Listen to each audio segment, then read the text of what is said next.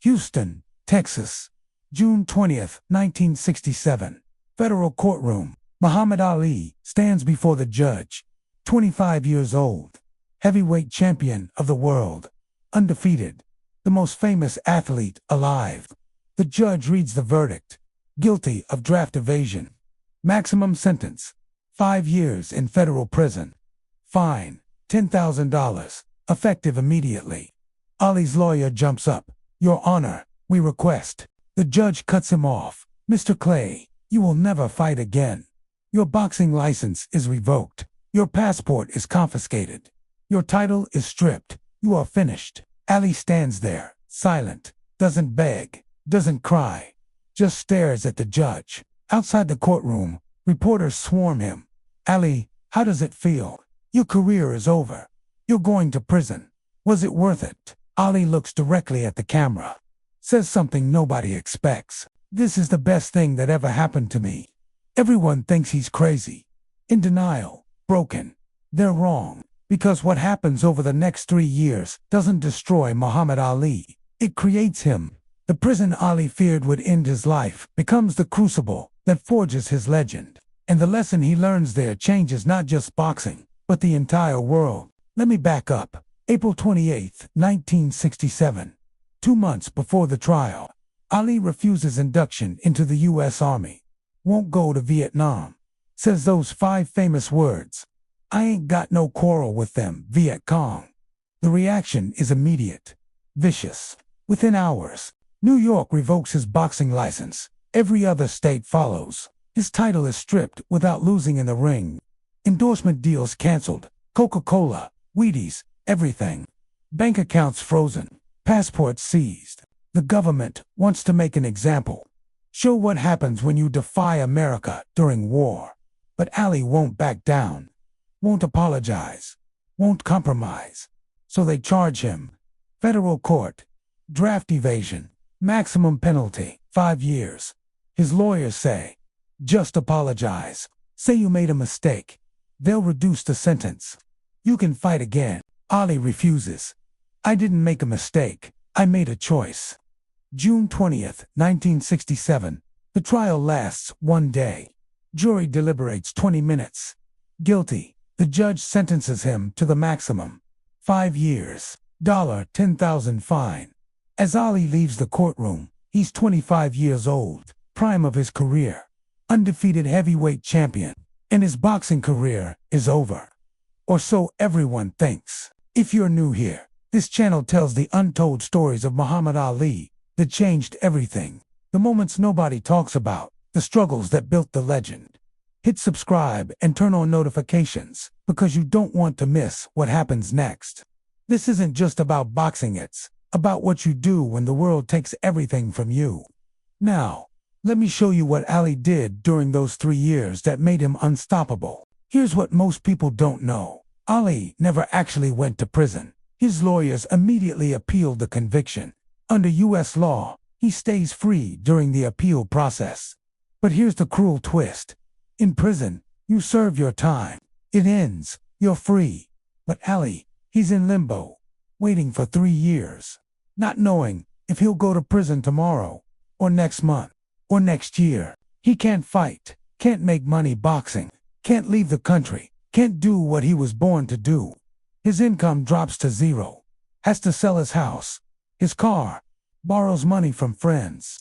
His wife leaves him, can't handle the pressure, the uncertainty, the poverty. Other fighters avoid him.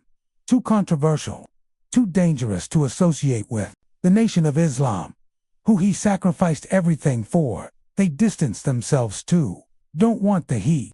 Ali is alone, broke, banned, waiting for prison.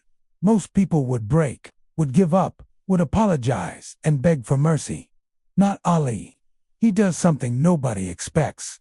Can't fight in the ring, fights on college campuses, starts giving speeches. Universities invite him.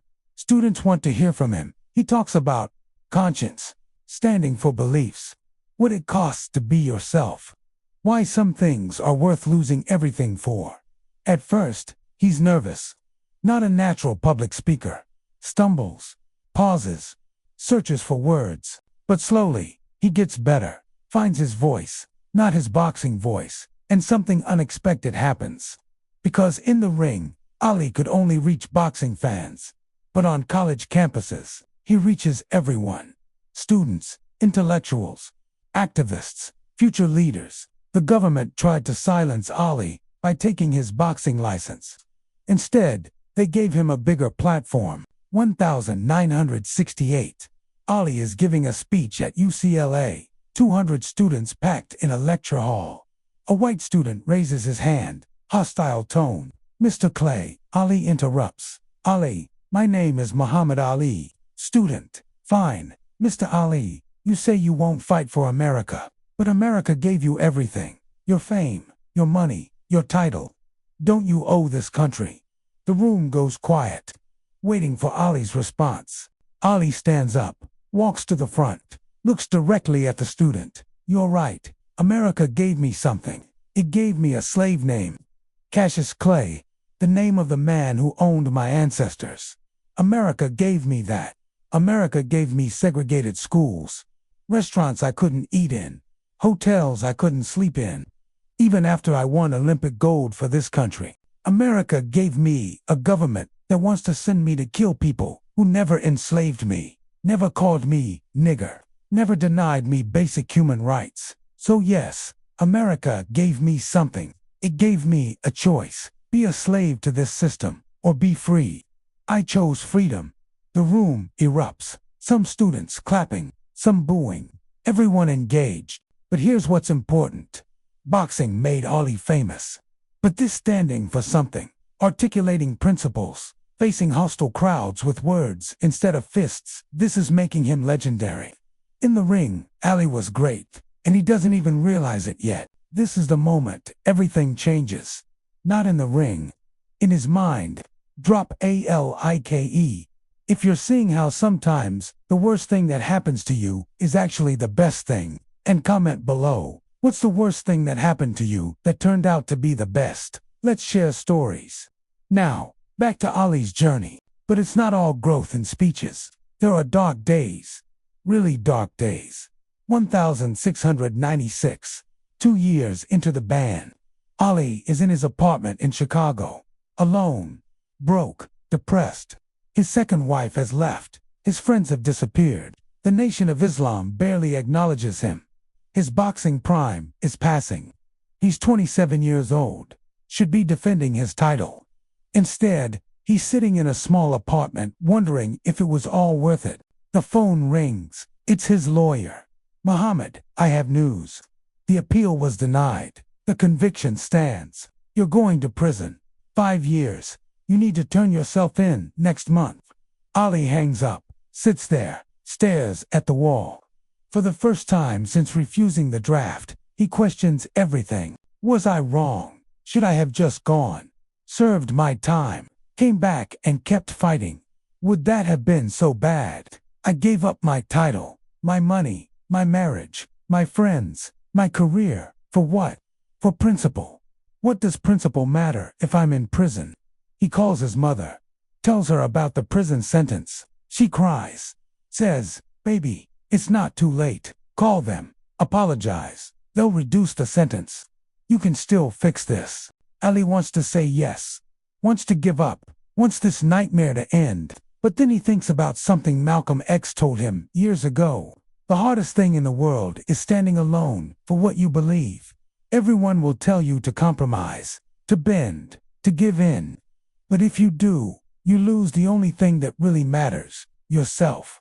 Ali takes a deep breath, tells his mother, Mama, I can't. If I apologize now, after all this, then it was all for nothing. All the sacrifice, all the pain, all the loss. It would mean I was wrong, and I wasn't wrong. So I'm going to prison, and I'm going to survive it, because that's what I do. I survive. His mother is crying, but she says, I'm proud of you, baby. I don't understand why you're doing this, but I'm proud. That's the lowest point. The darkest hour. The moment when giving up makes perfect sense. And Ali refuses. June 28, 1971. 4 years after the conviction. Ali is preparing to turn himself in to prison. Has said goodbye to his family. packed a bag, made peace with it. The phone rings. It's his lawyer, screaming, "Muhammad, we won. The Supreme Court, we won." Ali doesn't understand. Won what? The case. The Supreme Court overturned your conviction. 8-0. You're free. You're not going to prison. It's over. Ali sits down, can't process it. For years of waiting, for years of hell, for years of sacrifice. And now, it's over. Just like that, the lawyer explains. The Supreme Court ruled that the draft board improperly denied Ali's conscientious objector status. The conviction was legally flawed. Ali is innocent, free. More importantly, his boxing license can be restored. He can fight again. Ali hangs up, sits alone in his apartment, doesn't celebrate, doesn't call anyone, just sits there, thinking, I was ready to go to prison, ready to lose everything, ready to sacrifice my entire life for this principle. And I didn't have to. It worked. Standing on principle worked. But here's what Ali realizes in that moment. What most people miss. It wasn't the Supreme Court that saved him. It was the 3 years of suffering. Because those 3 years made Ali more than a boxer. They made him a symbol. They made him a movement. When Ali refused to draft in 1967, most of America hated him, called him a traitor, a coward, a disgrace. But by 1971, after 3 years of speeches, interviews, standing firm, refusing to break, public opinion had shifted. The war was unpopular. Ali was a hero, a martyr, a man who stood for principle when everyone else bent. If Ali had gone to prison in 1967, he'd be forgotten. A footnote, a boxer who refused to serve and paid the price. But those 3 years of waiting, speaking, growing, suffering, those made him immortal. The worst thing that happened to him, losing his title, his income, his career, became the best thing because it forced him to become more than a fighter. It made him a leader. October 26, 1970. Before the Supreme Court ruling, but after his license is partially restored, Ali fights Jerry Quarry. First fight in 3 years. Everyone expects him to be rusty, slow, past his prime. Round 3. Ali stops Quarry. TKO looks faster than ever, sharper than ever. The commentators are shocked. How is this possible? He hasn't fought in 3 years. But Ali knows why. Those 3 years weren't wasted. While other fighters were just training their bodies, Ali was training his mind. The speeches, the debates, the hostile crowds, the constant pressure, the survival without boxing. All of it made him mentally stronger than any training camp could. March 8, 1971. Ali fights Joe Frazier. First loss of his career. 15 brutal rounds, loses on points. But even in defeat, Ali proved something. 3 years away didn't destroy him. It made him better. October 30th, 1974. Zaire. The Rumble in the Jungle. Ali versus George Foreman. Everyone expects Foreman to kill Ali. Ali is 32. Past his prime. Been through hell. But Ali wins. Knocks out Foreman. Reclaims the heavyweight championship. How? Not because of physical training. Because of mental strength forged during those 3 years of exile. The ability to endure, to strategize, to believe when everyone says, you're finished. That's what the prison years gave him. Unbreakable spirit. This is why I make these videos. To show you the real stories, the struggles nobody talks about, the moments that actually build legends. If this moved you, subscribe and hit that bell. Share this with someone who's going through their own prison, their own dark period, where everything seems lost. Because this video proves, sometimes the worst thing is actually the beginning of the best thing. Now, let me give you the final lesson. Here's what Muhammad Ali's prison years teach us. The thing you fear most, the thing that seems like it will destroy you, might actually be the thing that makes you. In 1967, losing his boxing license seemed like the end. The worst possible outcome. Career over. Life ruined. Everything lost. But look what it actually did. Made him think beyond boxing. Gave him a platform bigger than the ring. Forced him to find his voice. Built mental toughness that made him unstoppable. Shifted public opinion in his favor. Turned him from athlete to icon. made his comeback legendary. If Ali had kept his title in 1967, he'd just be a great boxer because he lost it and fought to get it back. He became the greatest. The prison he feared never came, but the prison of waiting, suffering, struggling, that's what forged him into a legend. So here's your question. What's your prison right now? What's the thing that seems like it's destroying you? The job loss, the rejection, the failure, the exile from what you love. What if that's not the end? What if that's the forge? Ali stood in that courtroom thinking his life was over. He was wrong. His life as a mere boxer was over. His life as a legend was beginning. He just couldn't see it yet, because you never can. When you're in the fire, you don't know you're being forged. You just know it hurts. But trust the process. Trust that sometimes the worst thing is actually the setup for the best thing. Ali lost everything and gained immortality. What will you gain from what you're losing right now? Because I promise you this, if you refuse to break, if you stand on your principles, if you keep going when everyone says stop, you won't just survive. You'll become something greater than you ever imagined. Just like Ali did. They took his title, his money, his prime years, threatened him with prison. He refused to break and became immortal. Your worst moment might be your greatest beginning. Comment, do this now.